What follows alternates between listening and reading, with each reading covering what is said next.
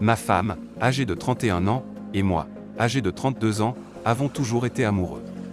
Nous nous sommes rencontrés au lycée et nous nous sommes mariés après qu'elle soit tombée enceinte. Sa grossesse a été un signal pour nous marier. Nous avons toujours eu beaucoup de bonheur depuis le début. Mis à part quelques pauses, je peux dire que nous avons jusqu'à présent une vie très heureuse ensemble et aucune raison de penser le contraire. Cependant, depuis que nous avons eu notre fils, son éducation a été un défi pour nous car il a toujours été malade et le médecin pensait qu'il était anémique. Lorsqu'il a eu 13 ans, les épisodes se sont produits plus fréquemment. Il avait des gaz bloqués, du genre qui le faisait se courber et se sentir incapable de bouger. Il était toujours épuisé.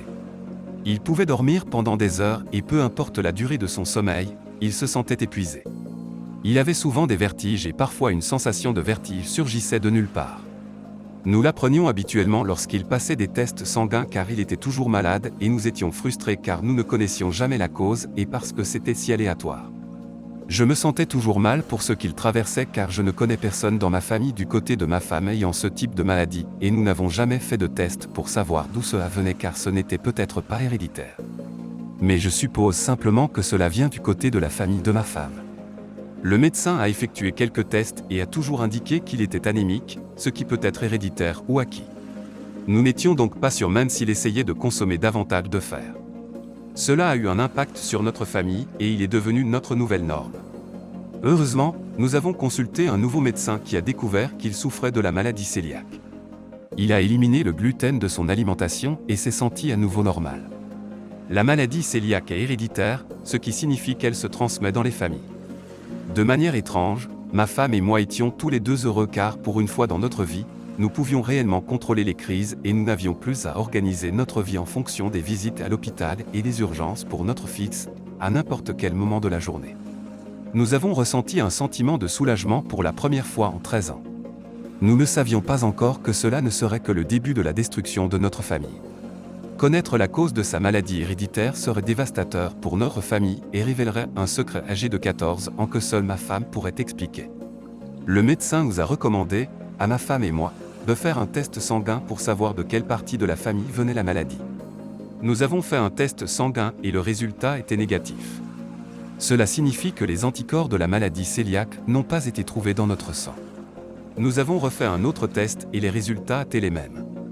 Le médecin était perplexe lors de notre prochaine visite et nous a demandé si notre fils était adopté. Nous avons répondu que non. Il a un peu laissé tomber mais c'était gênant et j'ai remarqué que ma femme était mal à l'aise.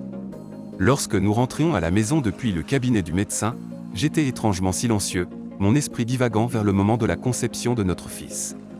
Je me souviens avoir proposé en plaisantant à l'époque de faire un test de paternité car j'utilisais encore des préservatifs et elle m'a répondu simplement « Ne sois pas stupide », d'une manière inattendue. Elle aurait pu paniquer ou se défendre, mais agir normalement était tout ce qu'elle avait à faire pour faire disparaître mes doutes. Je plaisantais vraiment et maintenant, plus que jamais, je le regrette. Elle savait que je plaisantais. Elle était méchante. Pourtant, j'ai des doutes. Je n'osais pas lui poser de questions à ce sujet même si cette pensée était inconcevable. Je l'ai élevé depuis sa naissance. Il est mon monde. Il est mon héritage. Les nuits sans sommeil, la douleur et la souffrance, le mensonge, tout cela dépassait mes rêves les plus fous. L'idée qu'il ne soit peut-être pas de moi était quelque chose d'inconcevable. J'avais peur de faire un test de paternité à cause de ce que je pourrais découvrir. Finalement, j'ai rassemblé le courage de commander une trousse de tests en ligne et je l'ai envoyée par la poste. Les résultats sont arrivés. Mon monde s'est effondré. Je ne savais pas quoi faire. Je n'arrive pas à comprendre cela. Nous avons traversé l'université ensemble avec très peu de problèmes.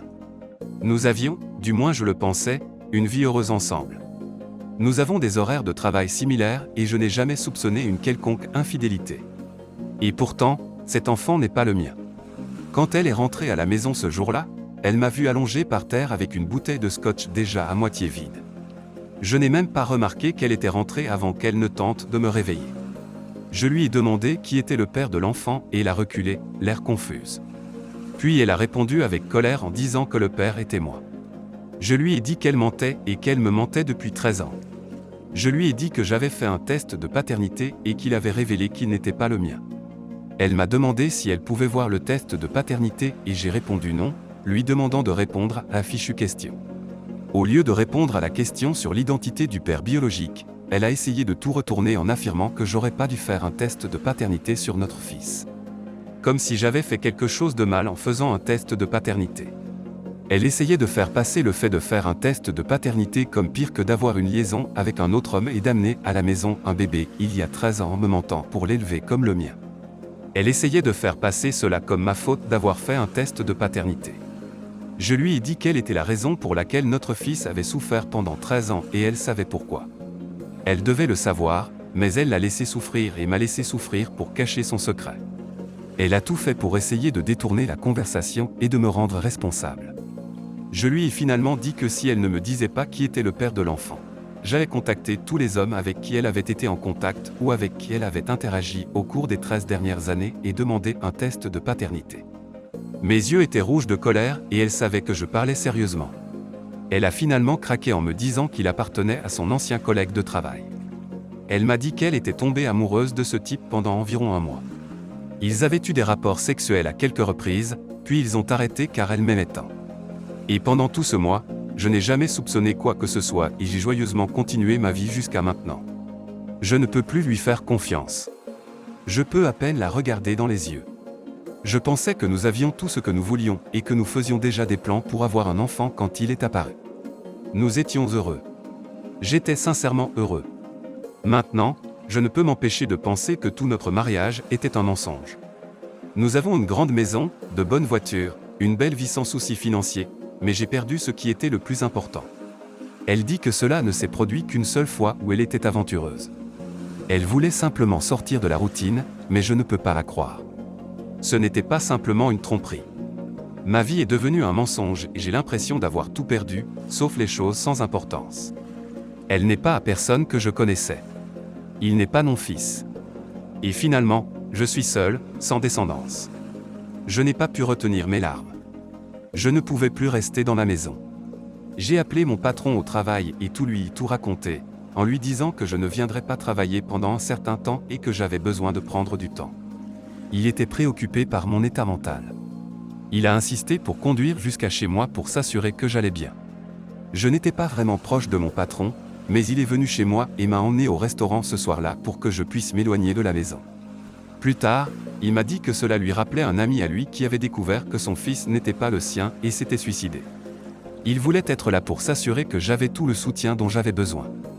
Il m'encourage à prendre du temps libre et à faire quelque chose que j'ai toujours voulu faire mais que je ne pouvais pas à cause de mes responsabilités. J'ai toujours voulu voyager. Je n'ai jamais quitté le pays sauf pour le Mexique car j'ai toujours travaillé pour subvenir aux besoins de ma famille et je voulais être là pour mon fils en cas d'urgence. C'est pourquoi nous n'avons pas beaucoup voyagé. Je voulais voyager dans des pays en développement, quelque part de sûr et assez différent pour me dépayser. Après que mon patron m'ait dit cela, je me suis tout à coup senti heureux. C'était une bonne distraction, une nouvelle aventure. Ma femme et moi avons toujours souhaité voyager au Kenya, en Namibie et en Thaïlande.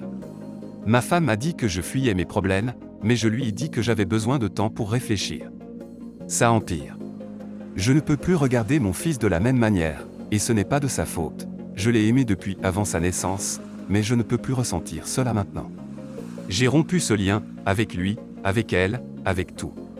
J'ai demandé un visa de touriste pour le Kenya et j'en ai obtenu un en moins de 24 heures.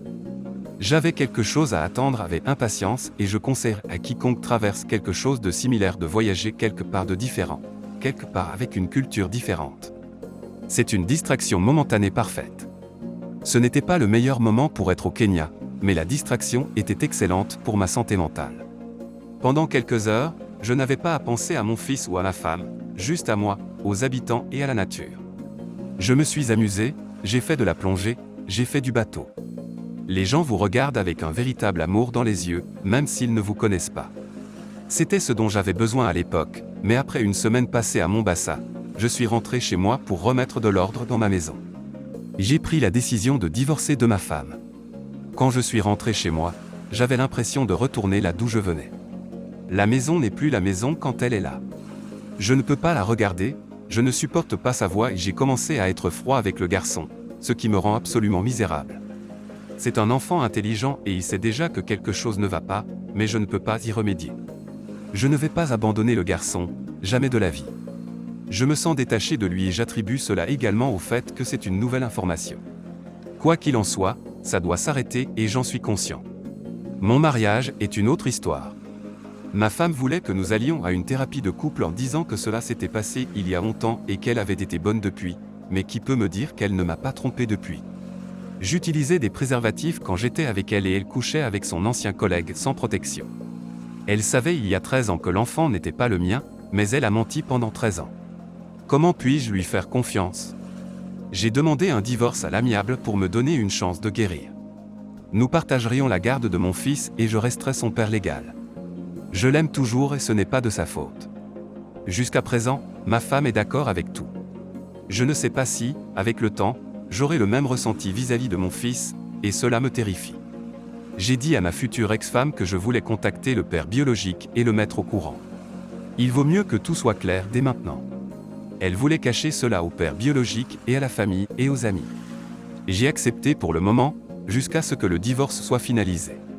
Ensuite, je contacterai le père biologique et je le dirai à mes parents. Annoncer cela à mes parents sera une pilule difficile à avaler. Je suis encore jeune. Je peux encore fonder une nouvelle famille.